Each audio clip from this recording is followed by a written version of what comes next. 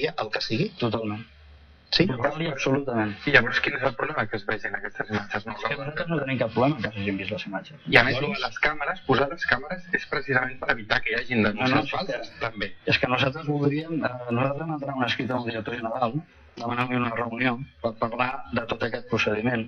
I nosaltres volem que s'instal·lin càmeres a totes les comissaries i a totes les dependències, càmeres que estiguin a la vista, no amagades, perquè recordem un punt principal de la nostra feina, que és salvaguardar la integritat física de tothom, inclosos els detinguts sobretot, perquè estan sota la nostra custòdia. Si tu deixes una càmera oculta en un lloc i aquesta persona et vol fotre un cop de cap contra la paret per després presentar una denúncia contra els Mossos, no evitaràs el cop de cap. Si la càmera està a la vista, evitaràs que s'autolesioni i evitaràs algun possible abús per part d'algun company. Per tant, la solució és que les càmeres estiguin totes a la vista. I fins i tot demanaríem que s'instal·lessin càmeres als cotxes patrulla, perquè no tingui que ser un mosso que vagi amb el seu mòbil a filmar. Amb tot això no m'ha comentat què en pensa d'aquesta filmació del telèfon mòbil del mosso. Jo la trobo lògica. Si jo sóc la persona que està custodiant amb aquesta detinguda i veig que s'està autolesionant, jo intentaré treure algun mitjà que demostri que no he sigut jo el que li ha fet aquestes lesions. Una altra cosa és l'utilitat que el jutge consideri si és vàlida o no és vàlida. Però resulta que això va passar fa moltes setmanes i aquest mosso no ha lliurat aquestes imatges que se sàpiga fins ara. Això després de la denúncia d'ella. Llavors, la pregunta de la Lídia encara cobra més transcendència, no? Sí, l'entenc. A mi, és que jo no sé si vostès se n'adonen que la situació és tan greu, no aquesta, en general, que qualsevol de les preguntes que es pugui formular qualsevol ciutadà avui porta encara respostes més inquietants. En quin sentit? En aquest sentit, escolti, a mi qui em garanteix que un mosso no treu un mòbil i filma per després ensenyar-ho als seus amics i que aquesta filmació amb una persona detinguda que és presumpta innocent, per descomptat, perdó, és innocent, és presumpte culpable, per descomptat, la comenci a ser objecte de comentaris entre amics i coneguts en el bar quan hem acabat la feina i estem prenent una cervesa amb els amics. L'ha tingut unes quantes setmanes aquesta gent en el seu poder perquè encara la conservava, per tant. Sí, jo no sé quan la va posar a coneixement de l'administració, ho desconec, tot això s'està portant per afers interns. No tenim aquesta informació. No, Afers Interns va obrir ahir una investigació per saber, perquè ells no ho sabien. Ho van veure i ho van veure en aquest programa, perquè no les han vist. Sí, això és el que porta que, per exemple, aquest programa sigui titllat no, vull dir, aquest programa ara és un niu de polifòbia. Polifòbia? Sí. Fòbia a la policia, és un modisme aquest, un neologisme que ara l'apuntarem, no? Bé, és igual perquè ja m'he vist caricaturitzat a les revistes d'algun sindicat i ja intueixo que veurem sent títol d'alguna de les pancartes d'aquesta tarda. Bé, tot això forma part del corrent que en aquest moment domina i no seré pas jo qui estigui en contra d'això, no seré pas jo qui estigui en contra de la llibertat d'expressió, però tinc una mica d'impressió que el problema que hi ha en els Mossos d'Esquadra, no a tots, en alguns sectors, i dic amb tota confiança, senyor Lara, és que hi ha una cosa que no han entès. I m'agradaria explicar-la amb tota claredat. Aquest país, per la situació política i històrica que ha viscut, ha tingut una pèssima imatge de la policia. Sí. I aquesta imatge, des del primer dia, es va voler evitar, lògicament, amb els Mossos d'Esquadra. I ho tenien tot a favor per no tenir-la, perquè eren una policia acunyada de nou, de bell nou. Per tant, basada no només en el comportament obligatori democràtic, sinó en el sentiment i l'esperit de la democràcia.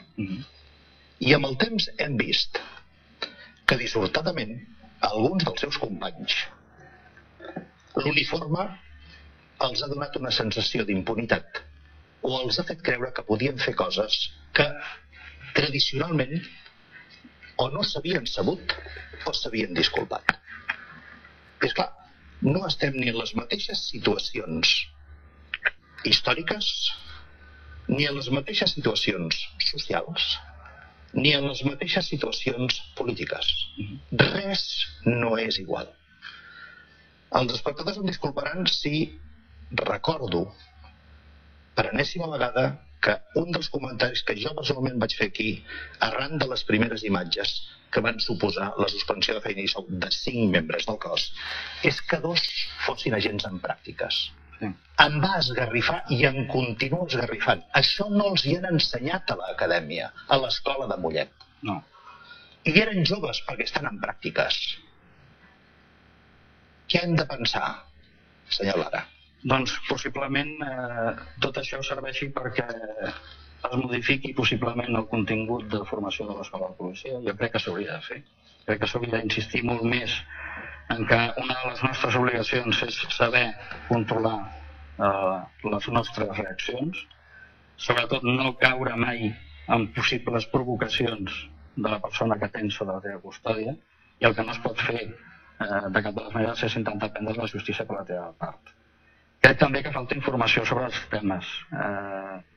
S'hauria d'haver segurament donat la informació de com s'havia produït la detenció d'aquesta persona, de per què es produeix aquesta detenció d'aquesta persona. Però no es va explicar des del primer dia, El que jo he sentit fins ara no s'ha explicat a fons que aquesta persona surt d'una discoteca completament beguda, quan va agafar un vehicle de 2 rodes... Completament beguda li van fer el control d'alcoholèmia?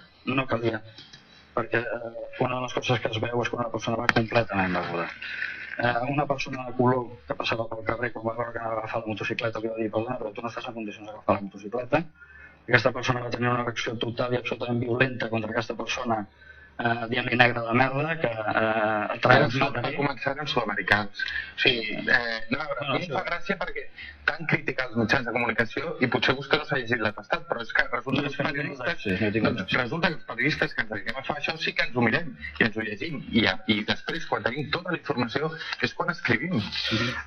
Jo, per acabar, i li vull agrair sincerament, senyor Lara, la seva presència avui aquí, sé que els moments no són fàcils.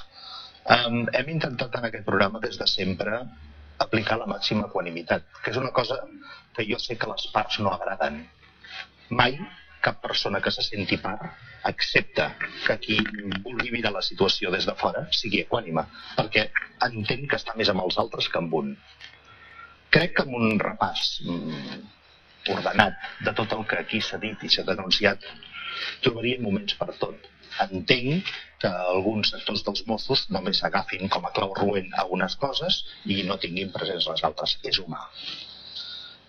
Però sincerament li dic, tinc una mica la sensació que també, no només també, estan vostès ara en un moment complicat perquè durant massa temps, no sé qui corresponia, els sindicats suposo que també haurien d'haver fet alguna cosa, no han sabut separar el gra de la palla. Jo no estic en absolut d'acord, en absolut.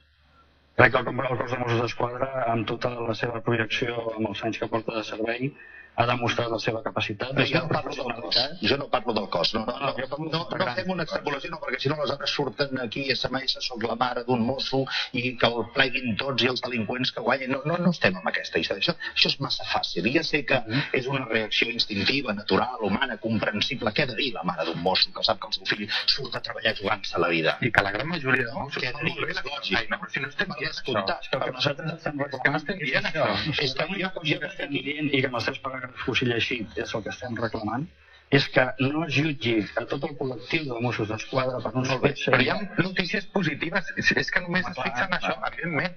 Hi ha coses que fan positives, lògicament, la gran majoria d'agents, però també hi ha molts agents, i això m'agradaria que quedés clar, hi ha molts agents que estan molt contents que hagin sortit aquestes imatges. Clar, perquè són transparència. Clar, perquè demanen transparència. Som un cos democràtic. Hi ha una dada molt significativa, no? S'amplia, hi va haver una convocatòria per ampliació de places d'afers interns i van haver de tancar-la abans d'hora perquè resulta que s'hi van presentar més de 100